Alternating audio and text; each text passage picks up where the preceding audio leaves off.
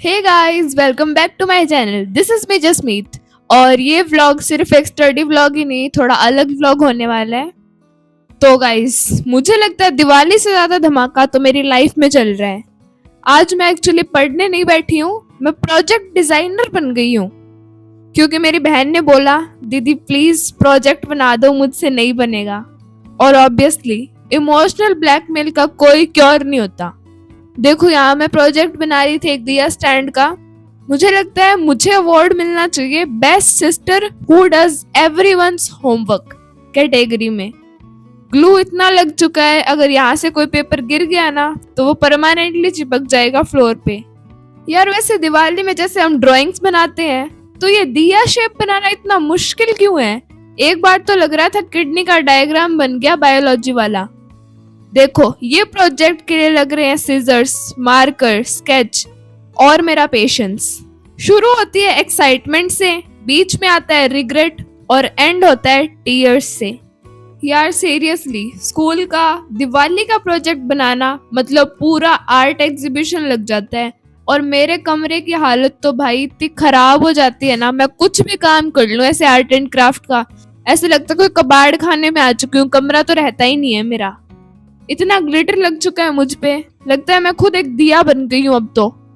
देखो कैसे मैं डेडिकेशन के साथ काम कर रही हूँ। अगर ये डेडिकेशन पढ़ाई में होता ना तो भाई टॉप करती मैं। और हाँ, अगर आपको ये वीडियो पसंद आए तो चैनल को सब्सक्राइब करना और इस वीडियो को लाइक करना बिल्कुल मत भूलना। भूल जाते हो हमेशा आप लोग। तो ये ऊपर ऊपर का तो मेरे से थोड़ा बहुत बन गया था, फिर मैंने पापा की हेल्प ली थी क्योंकि मेरे से चिपक नहीं रहा था, मेरे को डर लग रहा था कहीं मैं अपने हाथ ही ना चिपका लूं। तो फाइनली गाइज मेरा प्रोजेक्ट बन चुका है, तो आप लोग कमेंट्स में जरूर बताना आपको कैसा लगा। ओके, प्रोजेक्ट तो हो गया, अब आते हैं असली काम पे, पढ़ाई। और सब्जेक्ट है साइंस। इसमें भी इम्प्रूवमेंट इन फूड रिसोर्सेज वाला चैप्टर। नाम सुनते ही लगता है कोई फार्मर ट्रेनिंग चल रही है। ये चैप्टर स्टार्ट किया, पहला लाइन लिखा हुआ था to meet the food demands of increasing population. और मैं बस इतना सोच रही थी, तो मेरी भी डिमांड है मेरे थोड़े नंबर बढ़ाने की, तो भाई मेरे भी नंबर बढ़ा दो। टीचर बोलती है fertilizers improve crop yield. Ma'am, मेरे मार्क्स यील्ड इम्प्रूव करने का कोई फर्टिलाइजर नहीं मिलता क्या? पता नहीं किसने बोला था ये चैप्टर इजी है। मैं तो हर 5 मिनट में कंफ्यूज हो रही हूँ कि मैन्योर ऑर्गेनिक है या मैं ही इनऑर्गेनिक हो गई हूँ पढ़ते पढ़ते। देखो, फर्टिलाइजर और मैन्योर में फर्क सिंपल है। एक में न्यूट्रिशन ज्यादा होते हैं, दूसरे में मोटिवेशन कम। यहाँ मैं लिख रही हूँ mixed cropping helps in better yield, और मेरे माइंड में चल रहा है मिक्स्ड क्रॉपिंग नहीं, मिक्स्ड फीलिंग्स हो रही है इस चैप्टर से। और ये चैप्टर में जितने इरिगेशन मेथड्स है ना, कैनाल इरिगेशन, स्प्रिंकलर, ड्रिप, मुझे लगता है मेरी आंखों से भी ड्रिप इरिगेशन चल रही है अभी ये चैप्टर पढ़ते पढ़ते।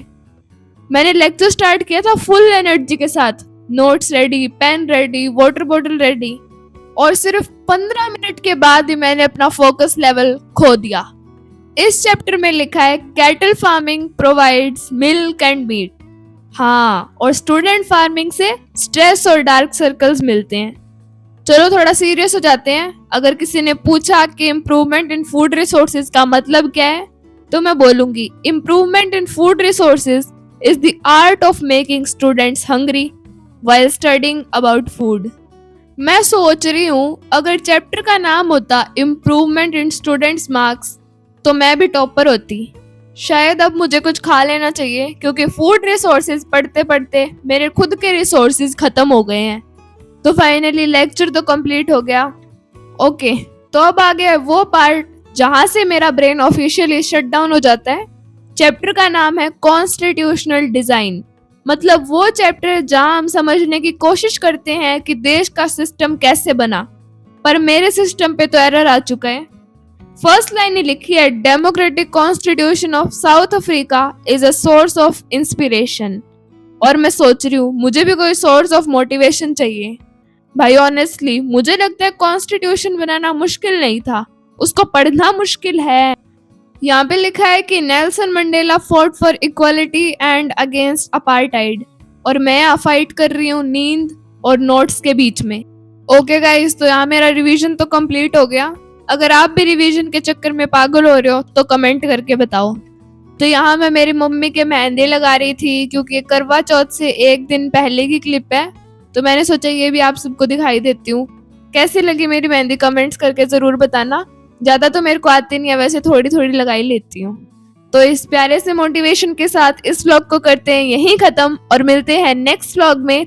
तब तक के लिए take care and bye everyone.